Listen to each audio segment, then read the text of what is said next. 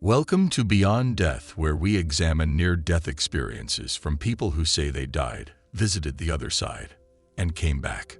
Today's video is stepping outside the norm for this channel, as I have had an author ask me to tell our viewers about their book. Before anyone starts blowing up the comments, this is not a paid review and is being given freely with the sole purpose of providing another resource for further understanding of what awaits us after we die. Let's get into it. This video will present a philosophical argument for why an afterlife exists. It will be a summary of the fairly recently published book, Why an Afterlife Obviously Exists, a thought experiment and realer than real near-death experiences, which introduces a completely new philosophical argument for the existence of an afterlife, somewhat similar to how the cosmological and ontological arguments are philosophical arguments for the existence of God. These are the four empirical premises that the argument is based on, which are very well-established facts and properly sourced with an abundance of evidence in the book. Firstly, the overwhelming majority who have a near-death experience, NDE, become personally convinced that an afterlife exists since they claim to have experienced it directly themselves, and the deeper into the NDE that near-death experiencers, NDEers, generally go, the more likely is this after effect to be present afterwards. Secondly, most NDEers say that the NDE was more real than this world, and again, this attribute is more likely to be there the deeper into the NDE that they go. Thirdly, there is no physiological, psychological, or sociological predictor for who will have an NDE or for how deep into the NDE they will go. Therefore, it is practically random, and NDEers are therefore representative of the population as a whole.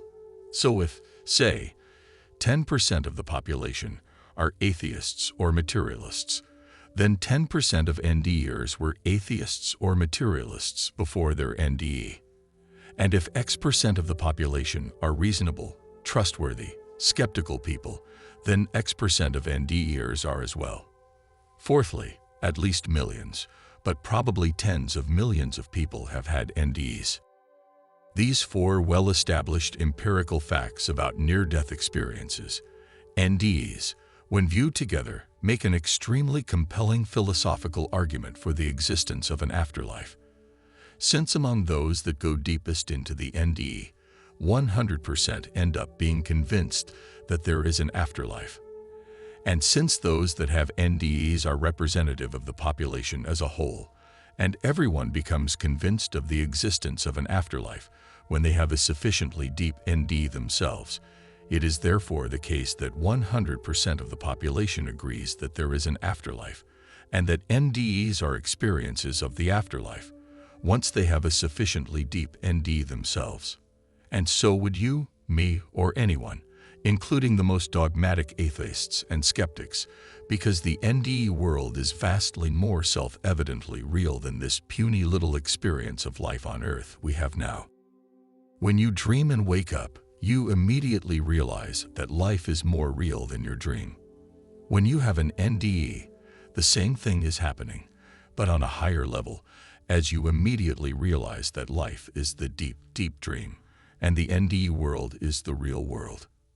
So however skeptical someone may be that the afterlife exists, or that NDEs have anything to do with it, does not matter. Neither does it matter why they are skeptical, since at least some of the people who had NDEs shared their skepticism, as well as the intensity of that skepticism, as well as the reasons for that skepticism before they had an NDE themselves. And yet the NDE thoroughly convinced them that the afterlife is extremely and undeniably real.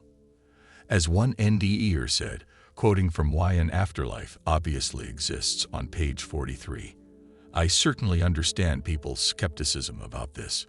If it hadn't happened to me, I'd be skeptical about it too. Was I just suffering from oxygen starvation of the brain? Was this something that could have brought about this hallucination? That was the real world there. You know, that was really home."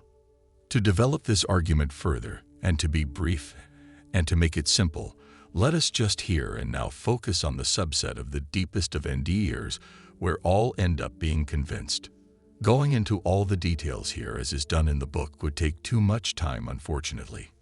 Consider the following thought experiment. Imagine a room that no one who was unauthorized could possibly enter or access, and which was extremely well protected. Imagine further that only randomly selected people were allowed to enter that room. When they entered it, they could bring with them whatever tools they wanted to research the veracity of whatever they happened to find in there, to thoroughly confirm and justifiably rule out all the ways whatever they happened to find or could be something else than what it appeared to be. When they then got out of the room, however, all of their tools were confiscated, and they were also thoroughly searched, such that they could bring no physical evidence outside of the room. When they got out of the room, they only had their testimonies as evidence of what was inside of there. Here are the interesting questions.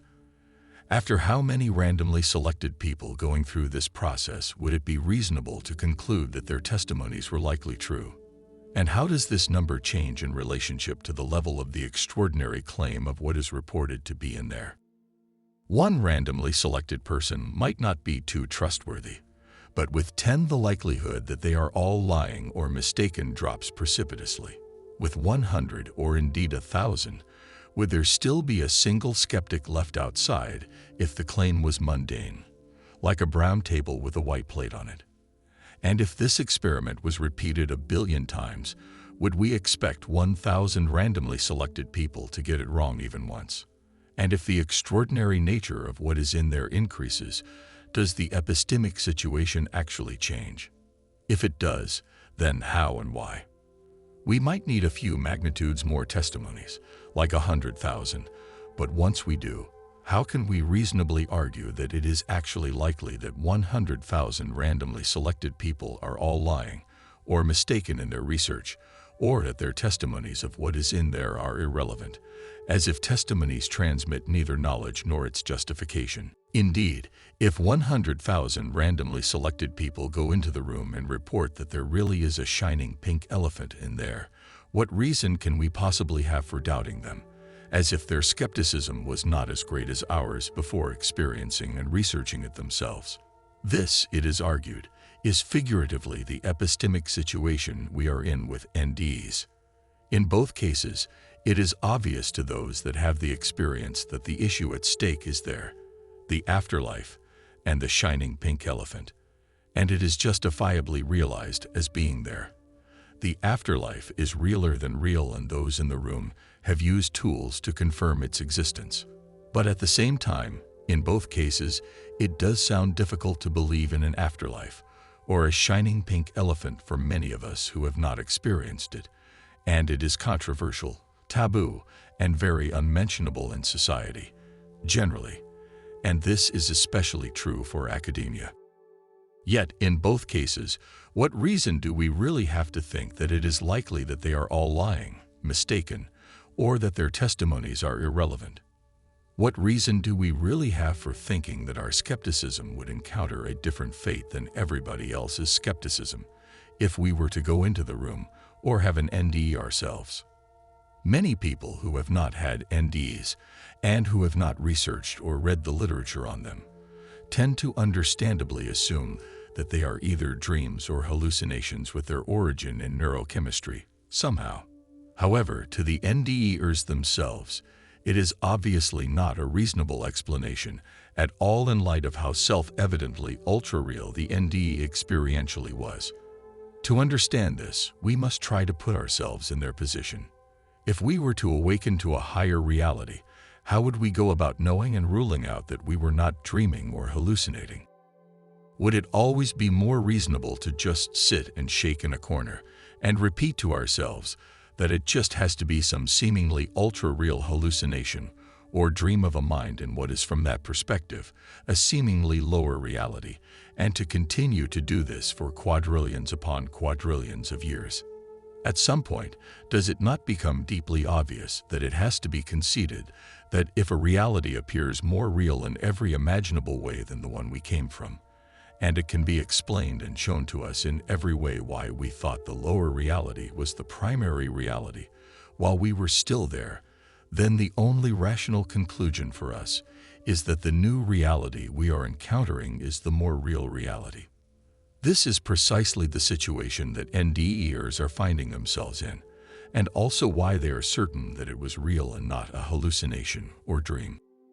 They described far more colors and intensity of colors, so the experience was more vivid than life.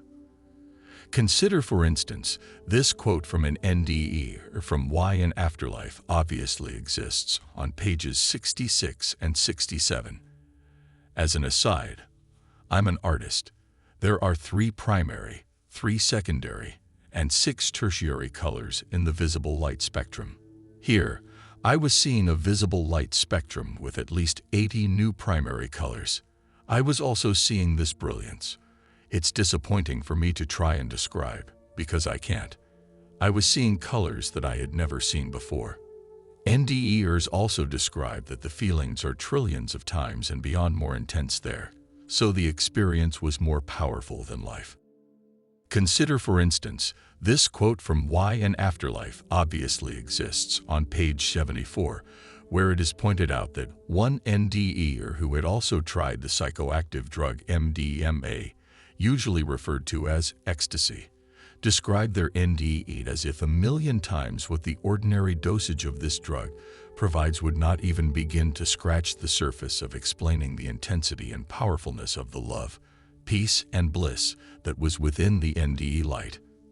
Furthermore, they described that the love and light there was vastly more tangible than anything concrete here is, so the experience was more tangible than life. Consider, for instance, this quote from an NDE in Why an Afterlife Obviously Exists on page 77. Their love was tangible. You could feel it on your body. You could feel it inside you. Their love went right through you. I wish I could explain it to you, but I can't. When we try to imagine what an NDE is like or how it is realer than real, it creates a vague inner mental picture that is less vivid, powerful, and tangible, etc., than the totality of everything that we experience in everyday life.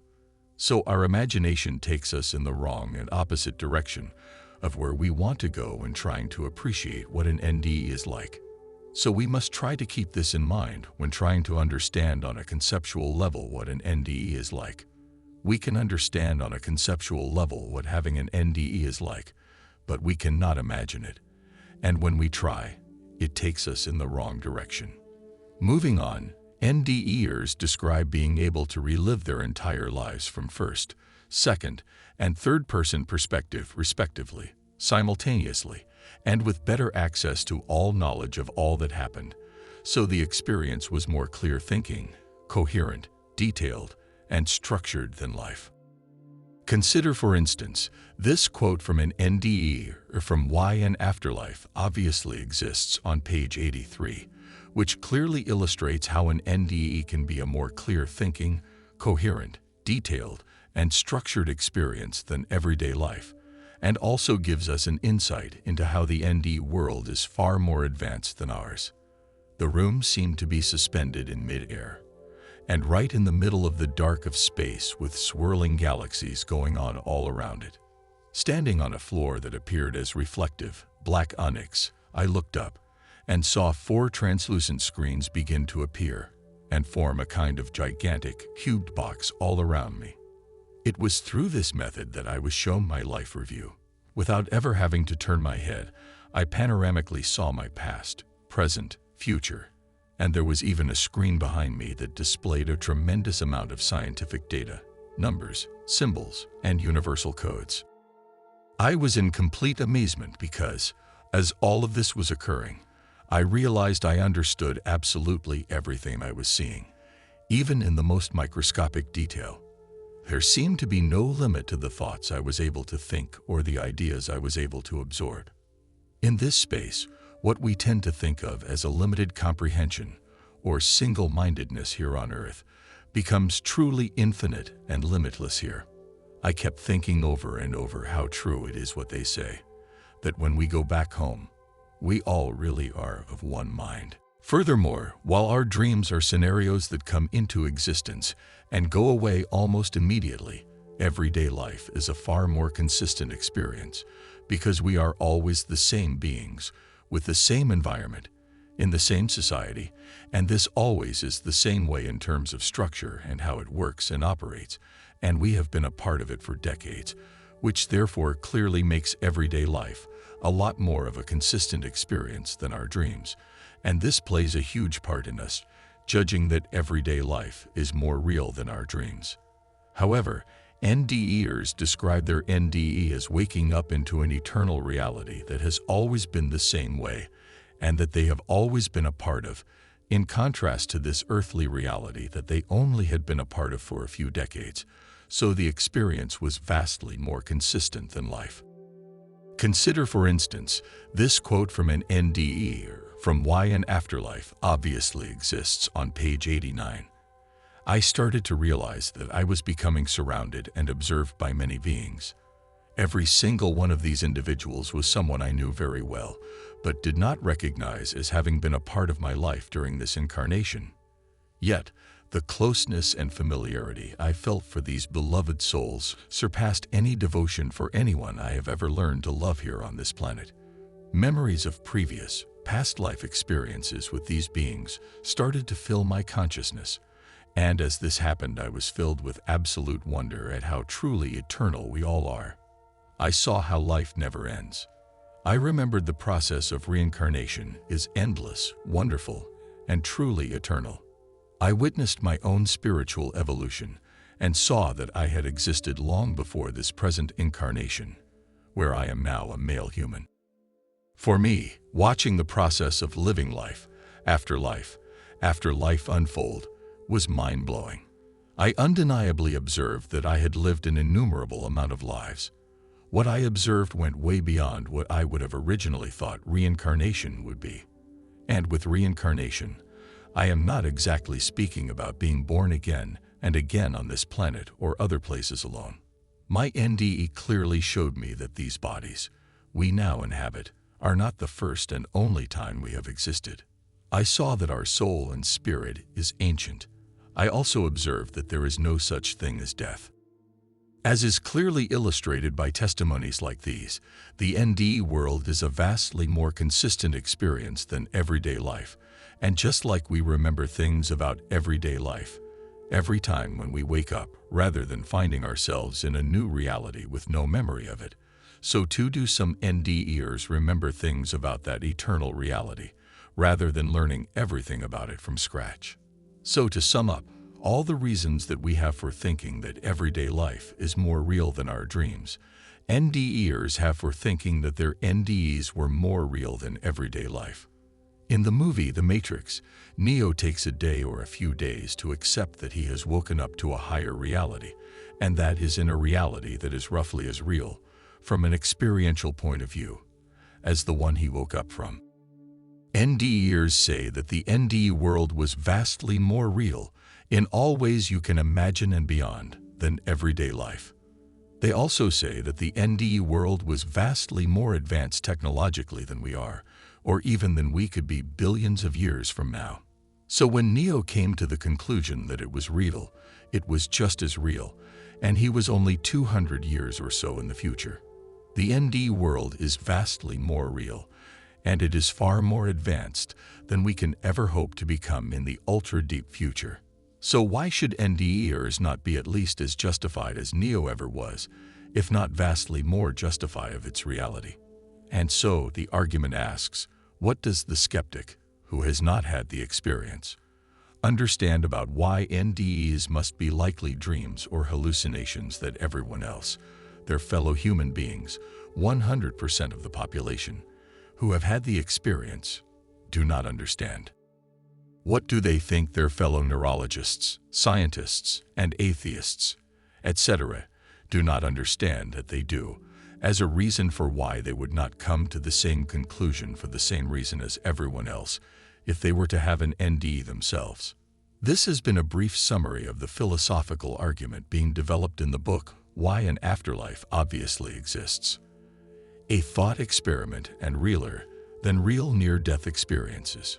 In it, it is argued so well, clearly, and carefully why this argument is airtight that leading NDE researcher Kenneth Rings said about the book that On finishing it, I doubt any reader will not be convinced that death is not a dead end. If you would like to find out more about it, see the links in the description. And if you have enjoyed this video, please share it with everyone else who you think might enjoy it as well, or share it with any skeptics you might want to challenge it with. Thank you for watching, and have a wonderful day. Notes from Beyond Death.